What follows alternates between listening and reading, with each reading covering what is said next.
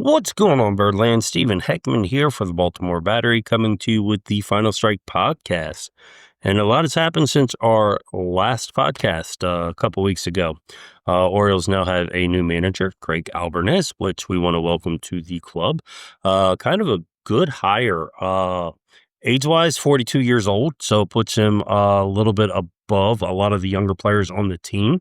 Former AAA catcher for 5 years. Had a pretty good throwout rate as a catcher between Tampa Bay. He spent 4 years there and then a year with the San Francisco Giants in the minor leagues.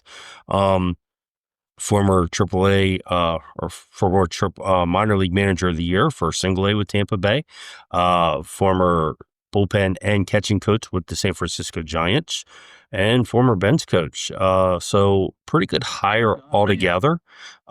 So think it's going to be a good pick for the Baltimore Orioles. Young enough that he can relate to a lot of the players who are coming up or are in the majors right now, and old enough that he has a little bit more of seniority that he can help guide and manage the players to new direction that they need to get to. A lot of his coaching hires have been people who are offensive-minded people, focused on batting, focused on offensive game plans, base running, smart moves, areas that we struggled in last year, especially with runners in scoring position, base stealing. Gunnar Henderson was their top base stealer last year with 30 stolen bases. Jackson Holliday was second with 17, but he was also thrown out 12 times in the process. So we've had some pretty good hires there. Our bullpen pitching coaches are going to stick around. Drew Frentz and his assistant, Buck Britton's going to stick around, which is also a good idea as well. Really, really good hire with Miguel Cairo, being a 17-year veteran as a player and also working as a bench coach with a few teams. Infield instructor, he's going to be a benefit to the team and a good shoulder to bounce off of with Albernez. So very good hire there. I'm kind of excited to see what he brings to the team and to see what he can do that unfortunately Brandon Hyde was unable to finish. So kind of anxious to see what happens with the 2026 Orioles based off that situation.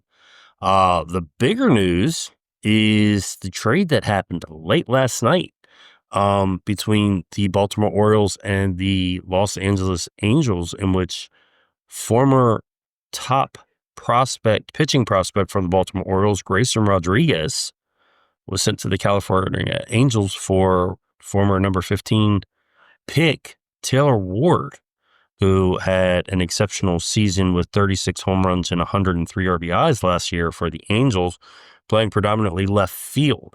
He's played 159 games last year, 156 past year, 156 games the year before. So there is consistency there. Did only bat 242 last year. Not horrible, not great. The big thing is he is a right-handed power bat. So we're hoping with Baltimore that he can do something there and, add some power in the lineup that is full of a lot of left-handed bats. 69 total base hits. He had 30, drawing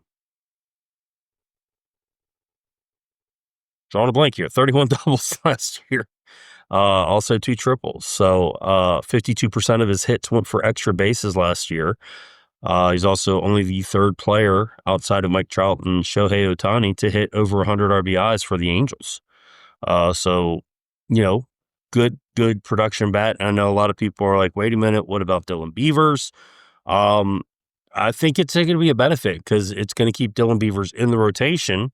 You're going to have Colton Cowser probably stay in center field. Tyler O'Neill, which, I expected him to pick up his player option. I don't know how many people expected him not to, but most people expected him to pick up that player option for the simple fact that he didn't have a good year last year. and getting $16.5 million over the next 2 seasons, you'd be a fool not to pick it up.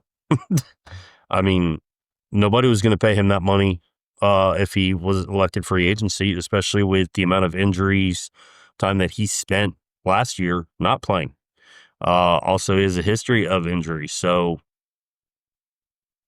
don't know why he would not pick up that option. So I'm hoping that he comes back a little bit better shape for us, probably play a little bit more DH for us, which probably will get Dylan Beavers a little bit more time in the outfield.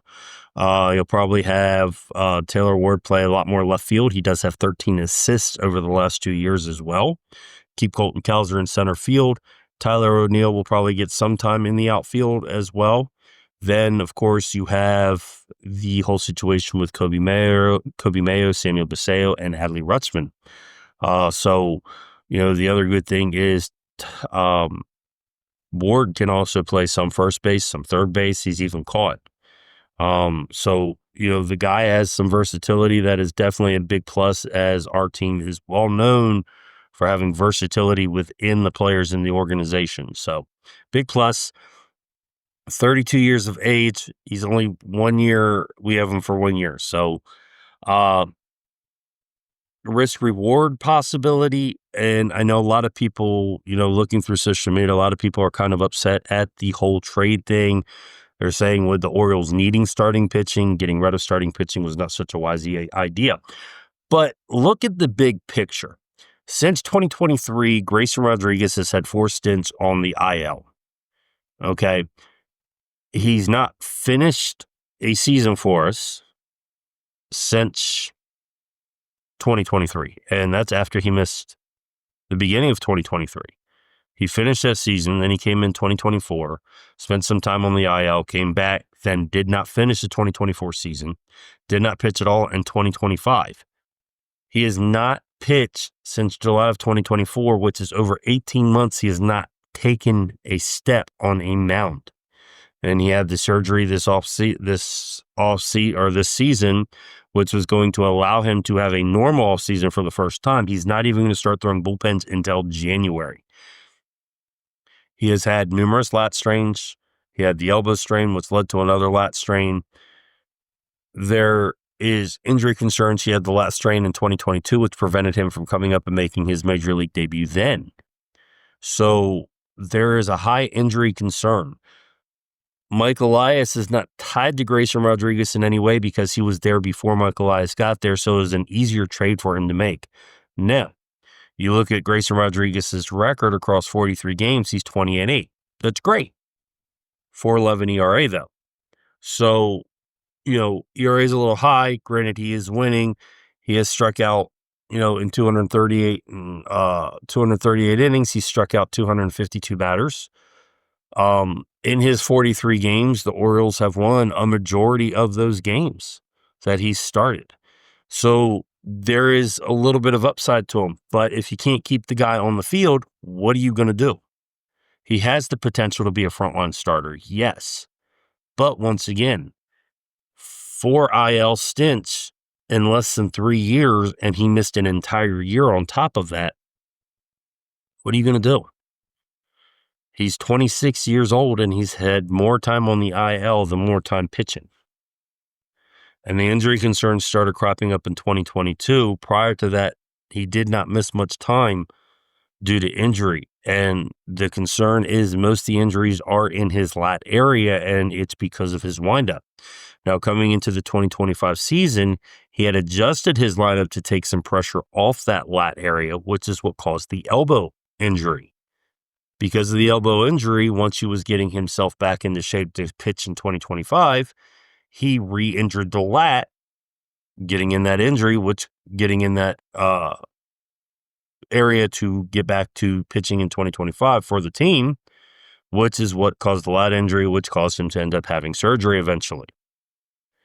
So, do you want to keep a pitcher around who has had numerous lat injuries and an elbow injury, with the elbow debridement surgery is a concern? Tommy John surgery is possibly around the corner for this guy, and that's another 1.5 to 2 years of baseball he's going to miss at 26 years of age. if that happens anytime soon, you're talking about him not pitching until he's 28, 29. The Angels are taking a gamble. Yes. Orioles are taking a gamble getting rid of the guy, but is it worth keeping the guy who might not pitch? And usually Mike Elias is right in these situations. Mike Elias traded away Dylan Bundy, who never amounted to anything. He traded away Kevin Gausman, who, unfortunately, Kevin Gausman didn't do anything with the Angels. He ended up going to the Braves, didn't do anything with the Braves. He ended up getting traded to the Reds, didn't do anything with the Reds. He had one extremely good season with the Giants, which he turned into a very lucrative contract with the Blue Jays. He's had good ERAs, do not get me wrong, but he's really not stood out and been that frontline starter that the Blue Jays were hoping for. So, yes, the Blue Jays went to the World Series this year, but it was more of an offensive showing of what they did. It really wasn't so much as what Kevin Gausman did to lead the way. So Mike Elias is definitely a good judge of talent. So I'm not overly concerned with the trade because Mike Elias is usually right most of the time in these situations. A lot of people were upset he didn't re-sign Anthony Santander, and then look what Anthony Santander did with the Blue Jays. Bat 176, didn't hit that many home runs, and then spent most of the season on the IL. Once again, he was right there. So he's not going to be right 100% of the time, but at an 80% of the time clip that he's correct, I will take that. Getting Taylor Ward for a year while we still get Enrique Bradfield ready for the majors, I'll take that too. If Taylor Ward ends up working out for us, it's great. You still have Tyler O'Neill for another 2 years. Dylan Beavers is just going to get better. Colton Cowser is just going to get better. It's a high risk, high reward. If Taylor Ward doesn't work out for us, we can always cut him. We can trade him. There's possibilities there that if it doesn't work in our favor, that we can get out of the situation without it really being a total loss for us. I wish Grayson Rodriguez all the luck in the world because I like the guy, but it is a business. It also opens up the possibility that we more than likely are going to go after at least 2 pitchers. And there's some pretty good pitchers that are available on the market. You go with the big names of Dylan Cease, Framber Valdez, Michael King. This is just to name a few. A lot of people are tying Marcus Giolito to us. I would not mind having Giolito. We still have the likes of Kyle Bradish, Trevor Rogers, Tyler Wells, Dean Kramer, Kate Povich. You're going to have Brandon Young returning. You're going to have,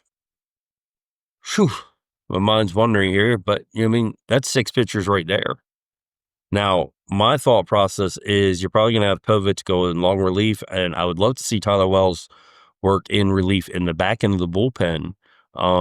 The possibility of him being a closer would definitely work and actually benefit us more so, where we could focus more on spending high dollars in the rotation and keep Tyler Wells with us as a closer for the year. Now that you have Kittredge back, which is great, we got him back for cash. And when you look at that, we basically traded Kittredge to get him back and got a top 30 prospect in return in the process. So we paid cash for a top 30 prospect and still kept Kittredge, is how that looks. So I don't know. Mike Elias is still doing some pretty good stuff as an acting GM. And I know a lot of people aren't fans of Mike Elias because he hasn't done what they've wanted him to do. But at the same time, he's made some pretty shrewd moves along the way. And not too upset about it. But the Grayson Rodriguez thing, I don't know. I can see both sides of the fence. It's hard to face the reality of keeping somebody who's been injured as much as he has over the last 3 years. And he missed the entire 2025 season, and it wasn't even for Tommy John surgery.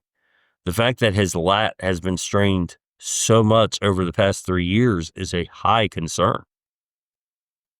And he's had surgery on it now. there's more to this situation, and I'm wondering what Elias knows that we don't know, and that's the one thing everybody has to pay attention to. Elias knows something we don't know. The Angels said they feel comfortable and confident in his arm that they felt okay with this trade. The fact that we traded Grayson Rodriguez, who's 26, straight up for Tyler Ward, that should tell everybody something. There is something more to this than what people are saying. And I see people saying that, we could have packaged him with prospects to get something better, but we needed a right-handed bat and outfield bat, presumably. I don't see the downfall of this trade. It's nothing but a possible upside. Like I said, if it doesn't work out in our favor, it's an easy way to get out of it. He is in an arbitration. So arbitration puts him just under $14 million. It's not a horrible amount of money, and it'd be an easy contract to get out of or trade. So you don't wait around. Like Mike Elias says, you've got to look at the fact that the guy hasn't pitched for 18 months. That's not somebody who's going to be ready by the time opening season comes around. It's somebody that you've got to bring back at a slow pace and probably miss the first month, maybe two of the season as you get him ramped back up. Or if you do start him at the beginning of the season, he's only going to be pitching 3, maybe 4 innings. And if people remember, Grayson Rodriguez last year struggled through the first inning or 2 before he calmed down. So you're talking about somebody who might blow through the amount of pitches that he's going to need to get through the first 3 or 4 innings because of what he went through. Is his speed going to be the same? I mean, these are factors that come into play here. Is his control going to be the same? He adjusted his windup once to accommodate from the strained lat. Now that he's had the surgery, has he adjusted his windup again? Has he gone back to his windup? Has the speed differential changed? Has his control changed? What has he done that's changed? And in 18 months of not picking up a baseball and pitching, what concern is there of him taking the mound again? Those are the factors that come into play, and those are the things that we have to think of when it comes to why this trade happened and was facilitated. Mike Elias is not a fool. I know he's not gone out and signed everybody that we wanted to, and I know Rubenstein says that the money's there for him to make those signings, but at the same time, why are we going to offer 5 and 6 year contracts to players in their 30s? Now, with Michael King, Dylan Cease, Framber Valdez, we might see something like that this year just because Mike Elias is now basically at the point he's got to prove his worth. He's got to prove that this team is going to be what he said it was going to be when he first originally started. We've already got Paseo locked up for the next 8 years, 7 years. We've got to start signing other players to extensions. That is something that's been discussed. Even Rubenstein has said the same thing. Veteran players such as Tyler Ward is going to be a benefit to this team because he's been around for 7, 8 years. He's going to be able to be a vocal person on this team to help this team have a older leader. So there is a benefit to having him on the team. There is a benefit to having a player who can play multiple positions on this team, right-handed power bat. Also kind of raises the question, what happens with Ryan Mountcastle? Is Ryan Mountcastle going to be a part of this team or not? Because now you have a logjam at first base between Kobe Mayo, Samuel Paseo, and Ryan Mountcastle. So it'll be interesting to see what happens with that, because Ryan Mountcastle now could possibly be packaged in a trade deal as well. He is a right-handed bat, though his power numbers were down last year. So his batting average was up, but his power numbers were down. And that's kind of a concern as well. Can't fully blame the wall because even away from the park, his power numbers were down. So there's a lot to process going forward, and we're only in November. We haven't even gotten to the winter meetings yet. So the hot stove is starting to pick up, but there's still a lot of things going on. And once we get to those general manager meetings or the winter meetings, watch a lot more start to happen. I mean, you think about it, we're less than 100 days until spring training starts. That's not that far away. So be on the lookout to see what happens next. But Tyler Ward, welcome to Baltimore. Craig Albernez, welcome to Baltimore. It's kind of exciting to see some things being done, especially some unexpected things being done. Let me know what you think. What are your thoughts on the Craig Albernez signing as the manager? What are your thoughts on the Grayson Rodriguez trade? Is it something you like? Is it something you don't like? What do you think about Tyler Ward coming to Baltimore? Also, what do you think about the rotation now? Do you see Kyle Bradish as the number one, or Tyler Rogers as the number one, or Trevor Rogers as the number one? That's another thing I've been seeing going around. Is Trevor Rogers or Kyle Bradish going to be the number one starter?